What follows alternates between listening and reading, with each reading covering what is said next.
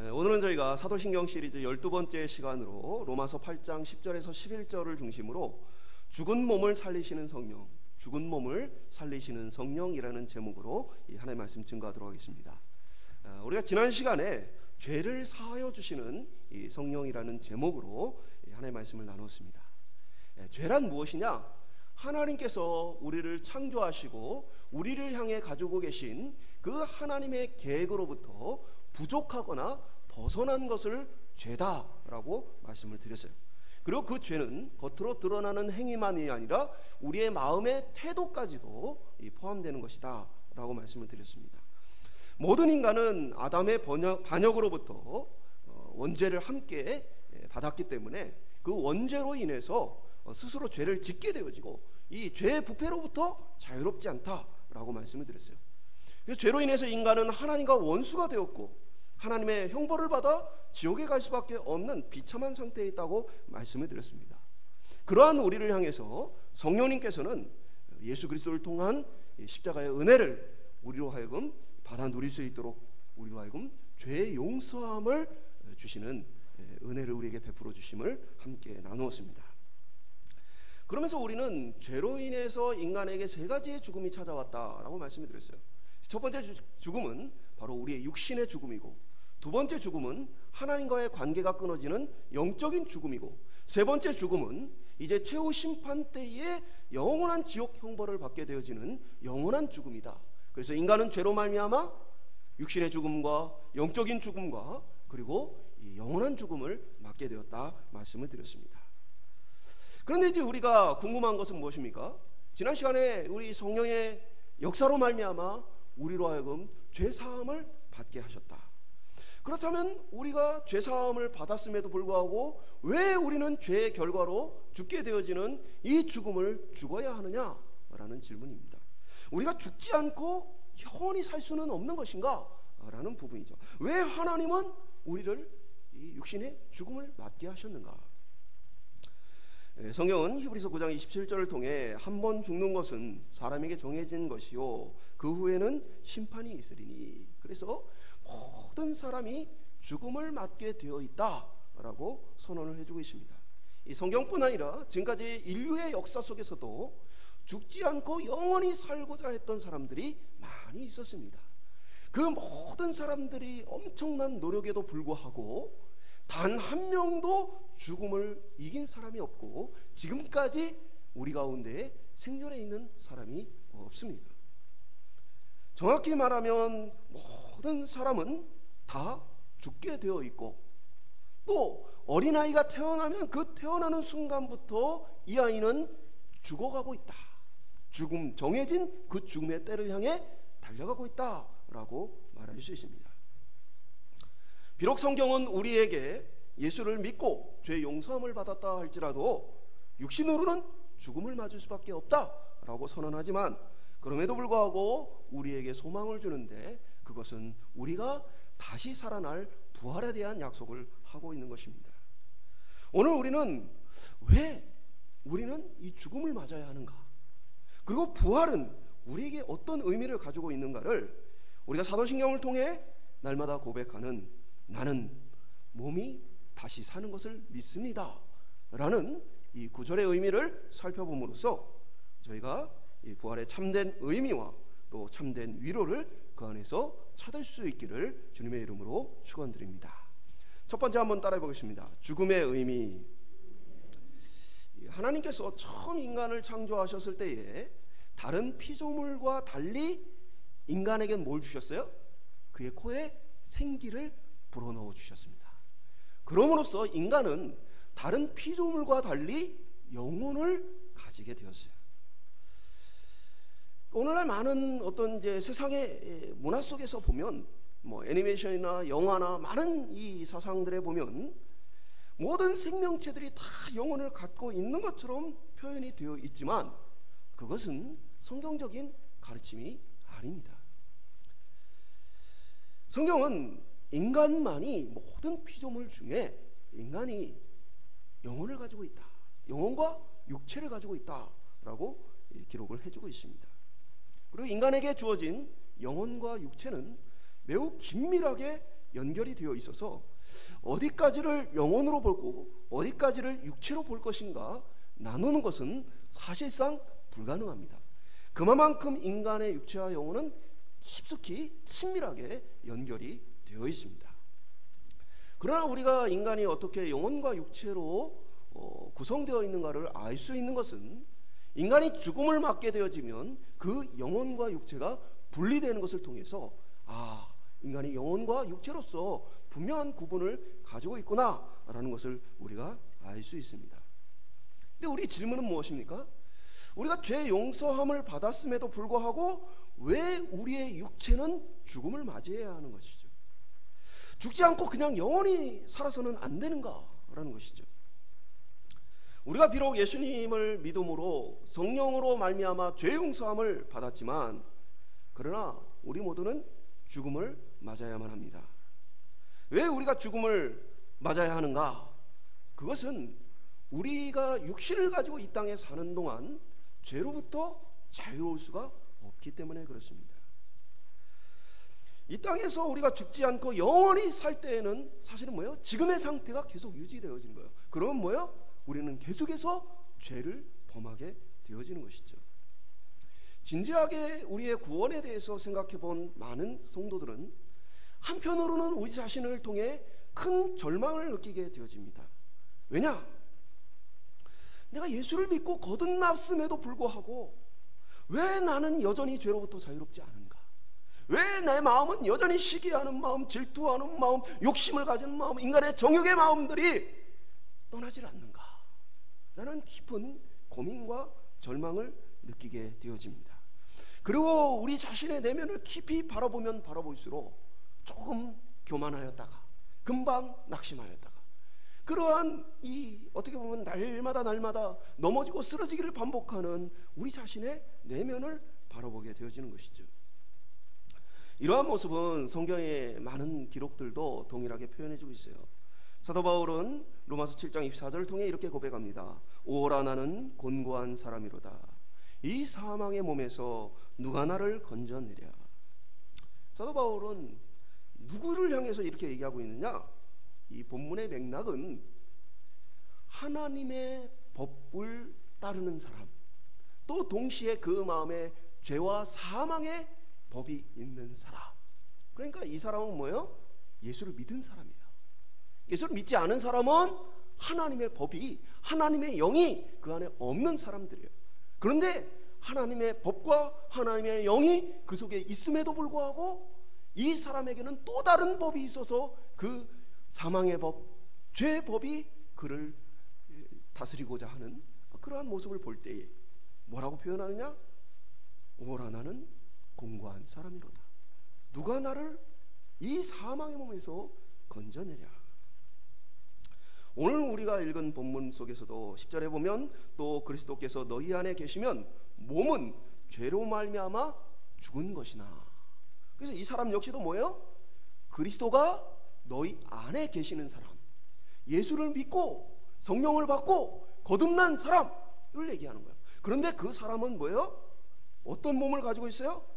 죄로 말미암아 죽은 몸을 가지고 있다. 그러니까 앞에서도 사망의 몸에서 나를 건져내라, 또 이 그리스도가 너희 안에 계심에도 불구하고 너희의 몸은 죄로 말미암아 죽은 것이다. 왜 성경이 이렇게 표현을 하고 있느냐? 그것은 이 땅을 살아가는 우리의 육신, 우리 이 땅을 살아가는 우리의 처지가 죄의 영향력으로부터 자유롭지 않은 것을 말하고 있는 것이죠.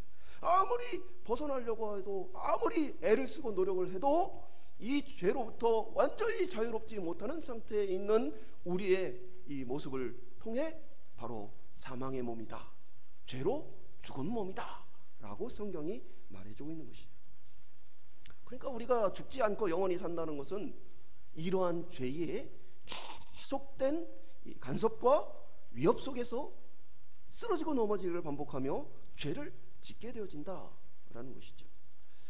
그러므로 인간의 죽음이란 무엇이냐? 바로 이 사망의 몸으로부터 벗어나는 것이고, 죄로 죽을 몸으로부터 새 몸을 입는 것이 바로 우리에게 이 죽음을 통해 얻게 되어지는 유익입니다. 그래서 인간은 죽음을 생각하면서 뭐예요? 하나님의 약속을 기다리는 거예요. 특별히 믿음의 신자들은 이 죽음을 통해 하나님께서 우리에게 새로운 몸을 주실 부활에 대한 소망을 갖게 되어지는 거예요. 왜 성도들이 주 예수여 어서 오시옵소서 라고 간절히 기다려왔느냐? 그것은 단순히 핍박이 많아서만은 아닙니다. 물론 핍박이 심하고 삶이 너무 힘들면 주님 빨리 오세요 라는 마음이 우리에게 더 깊어질 수는 있겠죠. 그러나 예수님은 그런 핍박과 어려움 속에 있는 사람들에게만 예수님이 오심을 기다리라고 하신 것이 아니라 모든 믿는 자들에게 주님의 다시 오심을 그렇게 깨어서 기다리라고 말씀하셨어요. 왜냐? 우리에게 삶에 어떤 핍박과 어려움이 없다 할지라도 우리가 재림을 기다려야 하는 이유는 죄된 몸과 죄로부터 벗어나지 못하는 이 땅의 우리의 삶을 예수님의 재림을 통해 완전히 벗어날 수 있기 때문에, 고난이 없고 어려움이 없다 할지라도 진실한 성도는 정말 자신이 영광스럽게 변화될 부활을, 또 예수님의 재림을 간절히 사모하며 기다리게 되어진다는 거예요. 신자에게 죽음은 영광으로 들어가는 문이 되어집니다. 죄의 몸을 벗어던지는 놀라운 역사의 순간이 되어집니다. 어떤 분들은 죽음하면 나는 고통 없이 편하게 죽고 싶습니다. 나는 잠을 자다가 그렇게 죽었으면 좋겠습니다. 나는 많이 아프지 않고 잠시 병원에 잠깐 누워있다가 내 친척들, 사랑하는 사람들 얼굴을 보고 인사를 잘하고 죽었으면 좋겠습니다. 그러나 신자의 죽음은 어떤 형태의 죽음이 되었든 죄의 몸을 벗고 새로운 하나님의 은혜를 입는 복된 죽음입니다. 그것이 사고에 의한 죽음이든 재난에 의한 죽음이든 질병에 의한 죽음이든 어떠한 죽음의 형태와 관계없이 모든 신자들의 죽음은 천국으로 향한 하나님의 복된 죽음이 되어지는 것입니다. 우리는 이 땅에서 하나님께서 행하시는 놀라운 뜻을 따라서 우리에게 맡겨주신 사명을 따라 살아갑니다. 그리고 하나님께서 우리에게 그 사명을 이제는 다하였다 말씀하시면 그때 우리는 기쁨으로 죽음을 맞을 수 있어야 합니다. 이 죽음은 젊은 나이에 찾아올 수도 있고 나이가 지긋한 이후에 찾아올 수도 있어요. 언제 우리에게 찾아오는지 우리가 알지 못하지만 분명한 것은 우리는 반드시 죽는다는 사실입니다. 그렇기 때문에 우리는 이 죽음이 어떤 죽음인가에 대해서 준비되어 있어요. 천국에 가는 죽음이요, 죄로부터 모든 것을 벗어나는 자유로운 죽음이구나. 이것은 죽음을 앞두고 슬퍼해서는 안 된다라고 말하는 것은 아니에요. 죽음은 우리에게 인간적인 헤어짐으로 인해서, 또 고인의 삶에, 또 고인의 죽음에 대한 어떤 안타까움으로 인해서, 또 고인을 대했던 우리의 어떤 부족함이나 연약함에 대한 후회나 아쉬움에 대한 부분으로 우리에게 많은 부분에 있어서 슬픔이 있을 수 있어요. 그러나 또한 동시에 우리 믿는 이들은 죄의 짐을 벗고 하나님의 천국으로 입성하는 그 놀라운 은혜로 말미암아 이 죽음이 위로가 되어야 한다는 사실입니다. 오늘이라도, 지금이라도 당장 그렇게 영광스럽고 기쁜 죽음을 맞이할 준비가 되어 있습니까? 저와 여러분이 모든 사람에게 찾아오고 언제 찾아올지 모르는 이 죽음 앞에서 늘 천국 갈 준비, 죄를 벗어날 기쁨의 준비가 되어 있기를 주님의 이름으로 축원드립니다. 두 번째 한번 따라하겠습니다. 중간 상태. 그러면 이제 우리가 죽으면 어떻게 되느냐라는 부분이죠.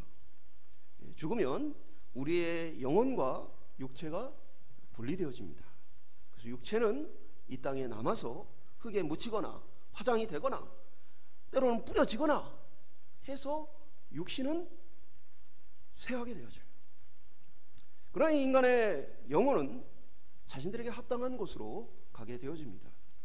신자의 영혼은 하늘로 올라가 그리스도와 하나님과 함께 천국과 낙원을 누리게 되어지고, 그래서 예수님께서도 이 부분을 우리에게 알려주시는 부분을 성경에 기록하고 있는데, 예수님 십자가에 처형당하실 때에 한쪽에 있던 강도가 예수님을 신뢰하며 믿음을 고백합니다.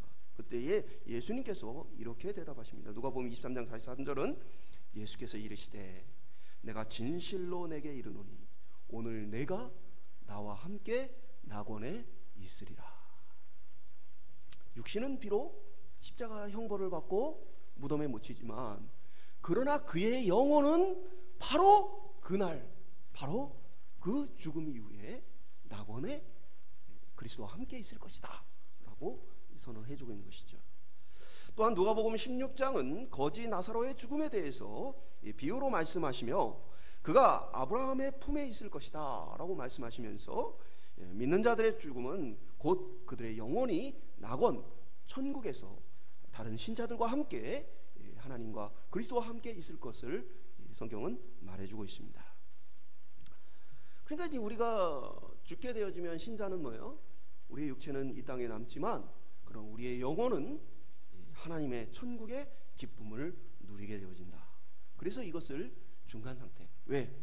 이후에 예수님께서 다시 오시면 우리의 육체가 부활하기 전, 예수님의 재림 전까지의 우리의 상태를 중간 상태다라고 표현을 해줘요.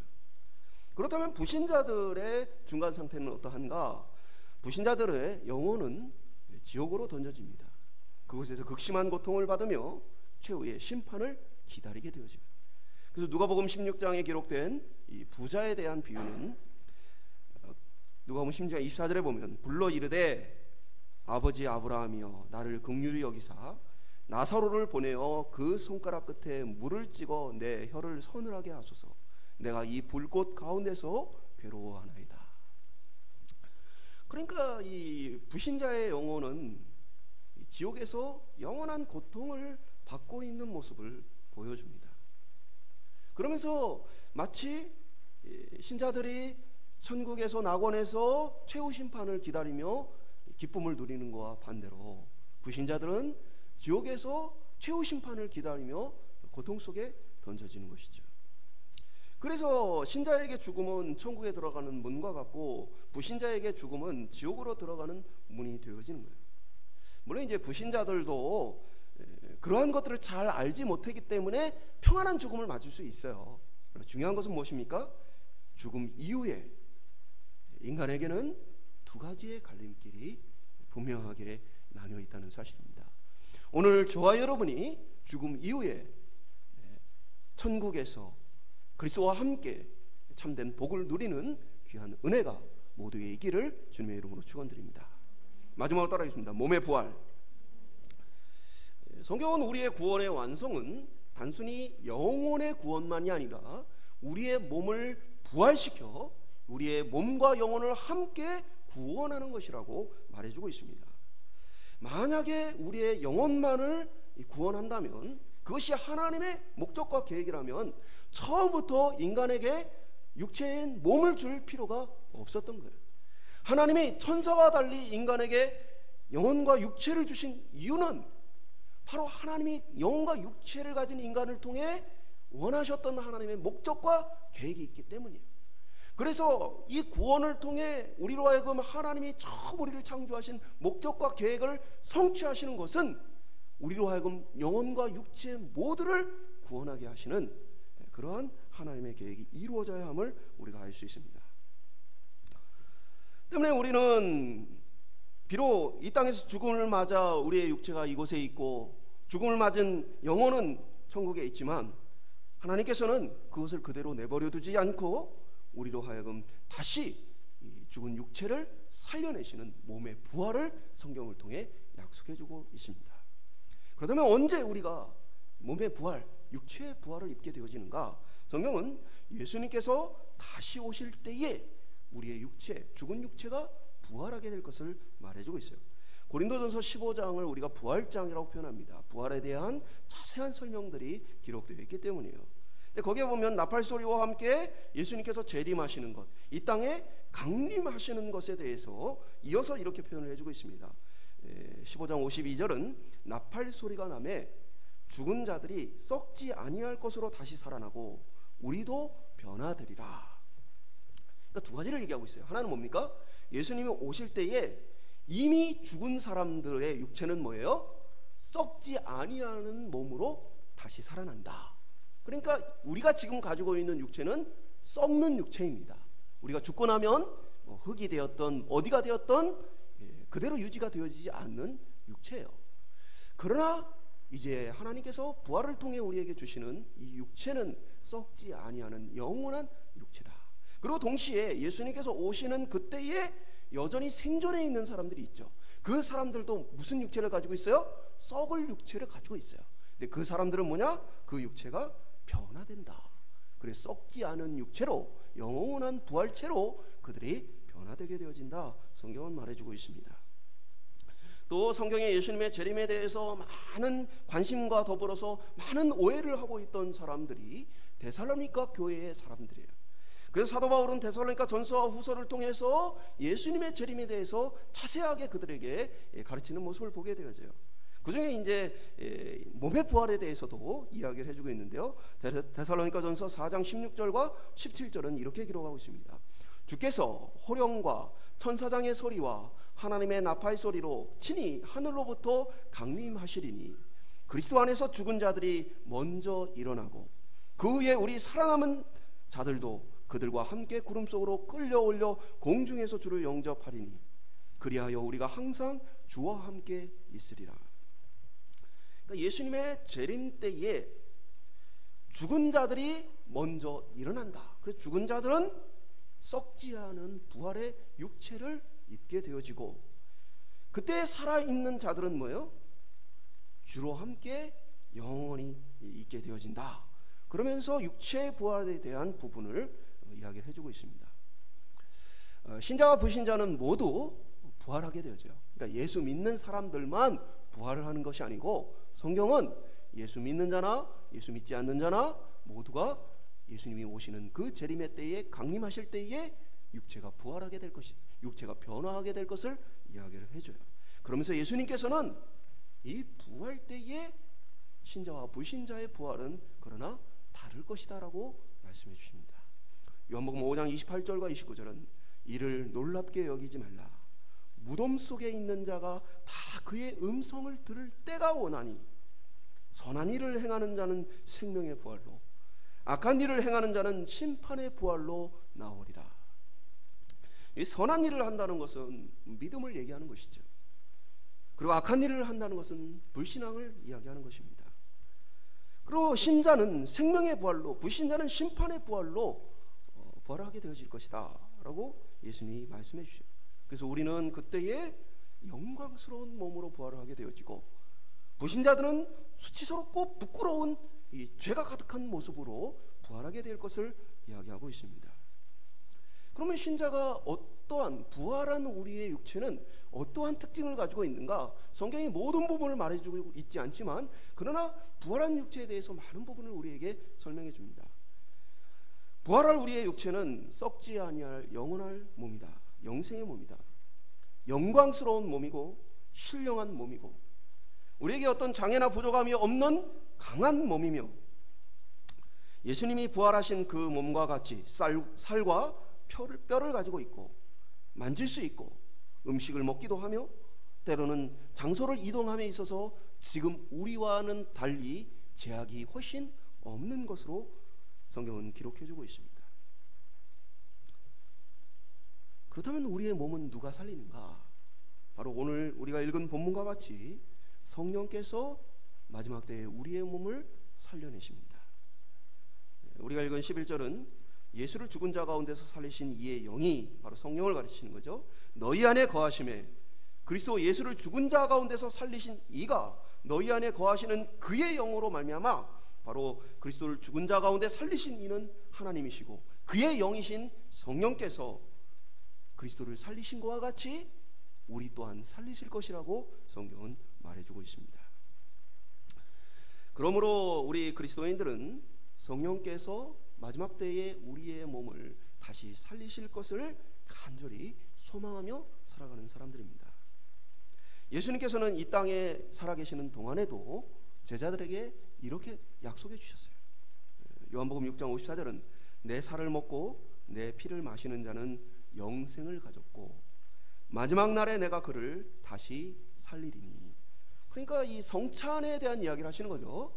이 성찬이 어떤 의미를 가지고 있느냐, 여러 가지 이제 의미가 있는데 그 중에 하나가 뭐냐, 바로 다시 우리의 몸을 살리실 것이라는 부활의 약속이 이 성찬에 담겨 있는 거야. 우리의 육체는 썩고 없어질 것이지만, 그러나 우리가 예수님의 살과 피를 먹고 마심으로 예수님의 약속을 따라 우리가 다시 부활하게 될 것을 소망하게 되어진 것이죠. 저도 목사지만 죄로부터 결코 자유롭지 않아요. 내면을 돌아보면 죄로 가득한 모습을 발견할 수밖에 없는 것이에요. 그러니까 자신이 조금 우월하다라든가 아니면 자신이 좀 거룩하다라든가 이렇게 생각하는 수준의 사람들하고는 우리가 더 이상 얘기할 게 없는 거고요. 자신의 영혼의 상태를 잘 모르는 것이죠. 그러나 자신의 영혼의 상태를 깨닫고 아는 사람들은 우리 자신이 죄인됨과 우리가 예수를 믿고 거듭났음에도 불구하고 그 죄로부터 자유롭지 못하는 그 고통과 슬픔을 함께 가지고 있는 사람들이에요. 그래서 조금만 자기 자신을 바라보면 모든 것 속에 죄가 묻어나는 것들을 발견하게 되어집니다. 우리가 할 수 있는 말은 이 사도 바울과 같이 오라 나는 공고한 사람이로다, 이 사망의 몸에서 누가 나를 건져내랴, 이 말밖에는 사실 우리가 할 말이 없는 거예요. 내가 나 자신을 보면요, 구원 얻을 만한 자격이 없어요. 나 자신을 바라보면 구원 얻었지만 그 구원에 합당하지 않은 모습으로 인해 괴로움을 느낄 수밖에 없는 것입니다. 그래서 우리가 읽은 10절은 또 그리스도께서 너희 안에 계시면 몸은 죄로 말미암아 죽은 것이나 라고 표현하고 있는 거죠.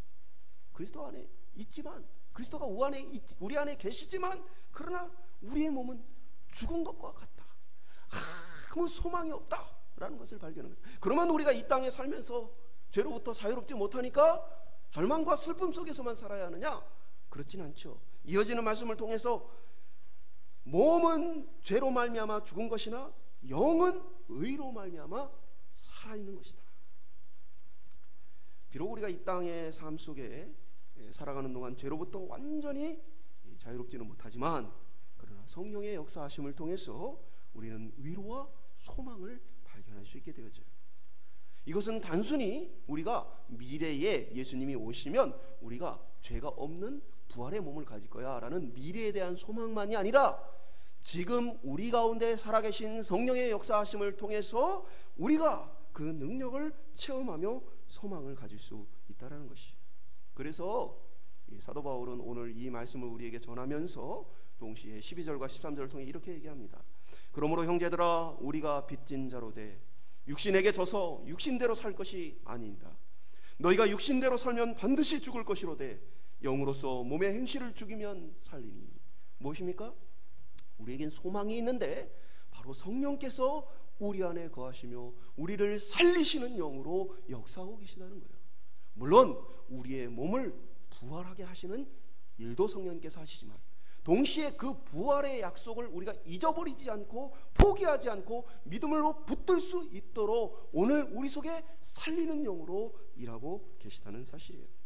쉽게 얘기하면 우리가 어느 나라와 큰 전쟁을 한다 생각을 해보세요. 근데 이 전쟁은, 대부분의 전쟁이 한 번 싸우고 끝나는 전쟁이 아닙니다. 이곳 저곳에서 많은 이 전투들이 벌어지고 그 많은 전투들의 이 결과에 따라서 이 승패가 결정이 되어지는 것이죠. 마치 우리가 죄를 다 이기고 매번 승리를 하는 것은 아니에요. 그러나 우리가 성령의 역사하심과 그 도우심의 능력으로 말미암아 죄를 이기고 죄로부터 벗어나는 작은 전투의 승리들을 우리가 이 땅에서 경험하게 되었죠. 그것을 통해서 성도들은 내가 성령의 능력과 다시 살리시는 그 영의 능력으로 말미암아 죄를 이기게 되어진다면 성령이 약속하신 그대로 이제는 완전한 승리를 가질 부활의 약속도 이루어질 것이다. 성도들은 기대하고 소망을 가질 수 있는 것입니다. 마치 큰 전쟁을 치르는 국가가 작은 이 전투에서 승리할 때 우리가 이길 수도 있겠구나, 우리가 승리할 수도 있겠구나 라는 소망을 갖는 것처럼 성도들은 성령의 도우심과 역사를 통해 주님이 주실 승리를 확신하게 되어지는 것이에요. 그리고 그 확신으로 말미암아 성도들은 약속 받은 것을 기억하는 것만이 아니라 그 약속을 믿음과 인내로서 견딜 수 있게 되어지는 것입니다. 저도 주님이 빨리 오셨으면 좋겠습니다. 근데 제 생각만큼 주님이 빨리 안 오고 계셔요. 그러면 우리에게 필요한 것은 주님이 오신다는 그 약속을 끝까지 가슴에 새기고 기다리는 것입니다. 오늘 저와 여러분이 우리를 살리시는 성령의 역사로 말미암아 이 땅에서도 소망을 갖고 또 영원한 소망에 대한 기대를 가지고 주님 다시 오심을 기다릴 수 있기를 축원드립니다. 말씀 맺도록 하겠습니다. 우리는 사도신경을 통해서 몸이 다시 사는 것을 믿습니다 라고 고백합니다.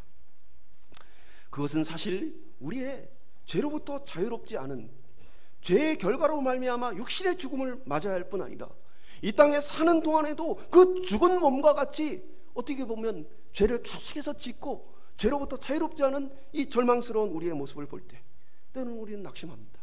하나님, 이런 내가 구원 얻겠습니까?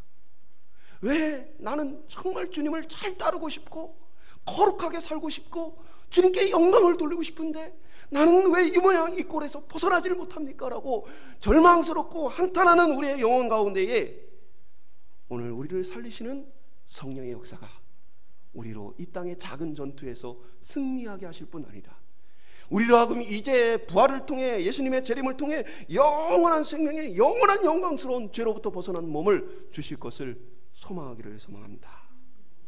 이제 우리는 부활 때에는 다시는 죄로 인해 연약해지지 않을 것입니다. 다시는 우리로 하여금 이러한 깊은 절망과 슬픔을 느끼지 않게 할 것입니다.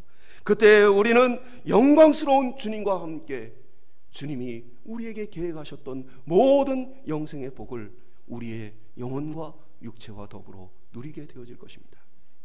오늘 저와 여러분이 이 성령의 역사하심을 바라보면서 이 소망을 잃지 않고 더욱 믿음을 붙들고 주님의 다시 오심을 기다리고 열망하며 신앙생활할 수 있기를, 또 천국에서 영원한 하나님의 나라에서 함께 만날 수 있기를 주님의 이름으로 축원드립니다.